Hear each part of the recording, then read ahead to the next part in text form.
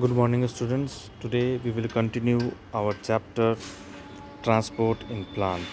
And today's topic is long distance transport of water. Diffusion is a slow continuous process, so it accounts only for short distance movement.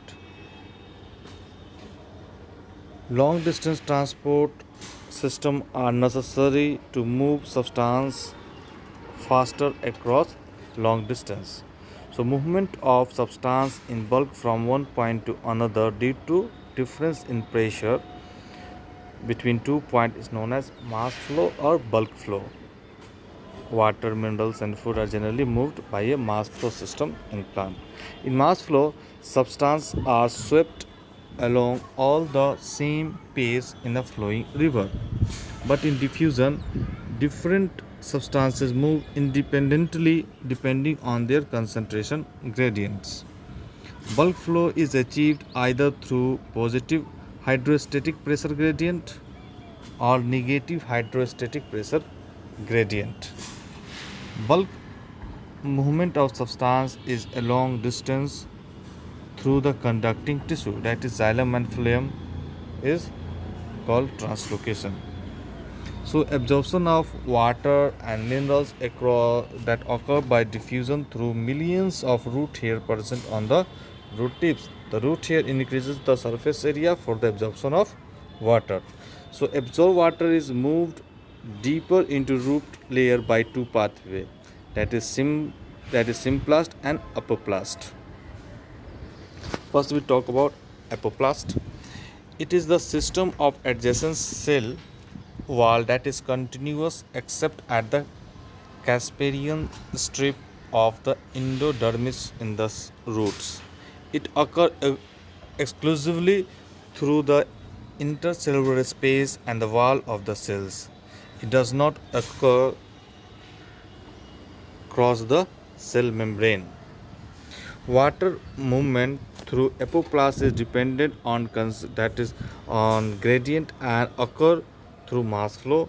Apoplast does not provide any barrier to water movement. As water evaporates into the interstellar space or the atmosphere, tension develops in the continuous stream of water in the apoplast. Hence, mass flow of water occurs due to the adhesive and cohesive properties of water. Now, symplast. It is a system of interconnected protoplasm. In this pathway, the water travels through the cytoplasm. Intercellular movement is through the plasmodesmata, that is the junction between two neighboring cells through which cytoplasmic extend. So water has to enter the cell through the cell membrane, hence the movement is slower. Movement is down a potential gradient. Symplast movement may be aided by cytoplasmic streaming. Example, if we take that hydrilla leaves, movement of chloroplast due to cytoplasmic streaming is easily visible. Most of the water flowing in the root occur via the apoplast since the cortical walls are loosely packed, so water can be moved without resistance. However, endodermis is impervious to water due to Casparian strip.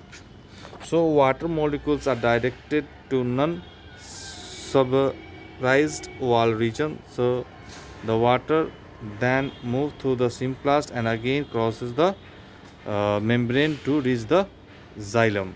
So water movement through the root layer is ultimately symplastic in the endodermis. That this is the only way water and solute can enter the vascular cylinder. So if we take the example of young roots, water enter directly into the xylem vessel and the tracheids. So these are non-living conduits and so are parts of apoplast. Some plants have additional structure of water, minerals and absorption. Mycorrhiza, that is symbiotic association of fungi with the root. Fungal filament form a network around young root or they penetrate root cells. Hemp absorb minerals, ions, water from soil Root provides sugar and nitrogen compound in the mycorrhiza. Some plants have an obligate association with the mycorrhiza. Example is peanut seeds cannot germinate and establish without mycorrhiza. Water move up a stem against the cavity, so it need energy. Root pressure, as ions from the soil are actively transported into the vascular tissue of the root. Water flows and increases the pressure. So this positive pressure is called root pressure. It helps to push up water to small heights in the stem.